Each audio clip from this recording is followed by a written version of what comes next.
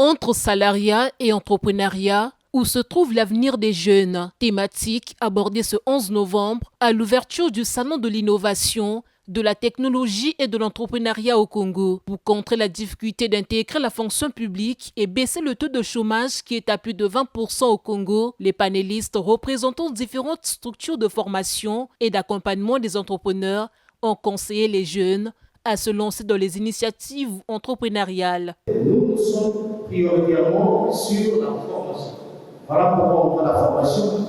Les jeunes vont carrément, soit ils choisissent l'emploi salarié, soit ils vont vers l'emploi indépendant. Et nous conseillons les jeunes d'aller vers l'emploi indépendant aujourd'hui, après avoir reçu des compétences entrepreneuriales à travers la formation. Aujourd'hui, pour créer une entreprise, une pièce d'identité et un contrat de bail. Les jeunes disent que c'était un peu trop cher et le coût est passé de 150 000 à 25 000. Avec une pièce d'identité, un contrat de bail et 25 000, vous avez une entreprise. Mieux. Ouvrant les travaux de la deuxième édition du CITEC, le ministre de la Recherche scientifique et de l'innovation technologique a appelé les jeunes à opter pour l'auto-emploi. Chers jeunes, osez inventer, osez entreprendre, osez transformer, c'est dans vos rêves. Vous n'êtes pas obligé de compter sur l'État, comme c'était le cas à l'époque.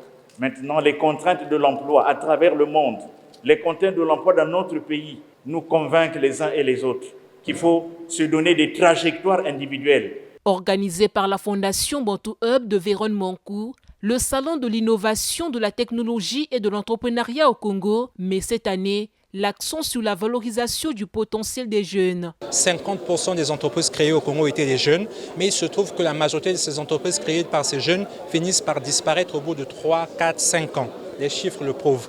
Et donc il était important d'avoir un lieu d'échange, de partage d'expérience pour que les jeunes qui veulent se lancer ou qui se sont lancés puissent apprendre de ceux qui sont lancés et de ceux qui ont de l'expérience. Mais au-delà de l'entrepreneuriat, nous parlons de divers sujets, comme l'éducation, parce que nous pensons que l'entrepreneuriat ne doit pas être seulement ce mot qu'on entend lors des salons ou des conférences, mais ça doit aussi s'apprendre à l'école. Malheureusement, notre système scolaire ou académique forme plus les salariés. Nous voulons qu'il y ait un changement de paradigme pour qu'on forme des salariés qui soient compétitifs et des entrepreneurs qui puissent aussi réussir dans tous les secteurs. À ce grand rendez-vous auquel sont associés les acteurs de l'écosystème entrepreneurial et les étudiants, plusieurs thématiques vont être développées pour éveiller l'esprit créatif des jeunes. Ce salon, qui prend fin le 12 novembre, est aussi un espace de visibilité pour les entreprises et les start-up.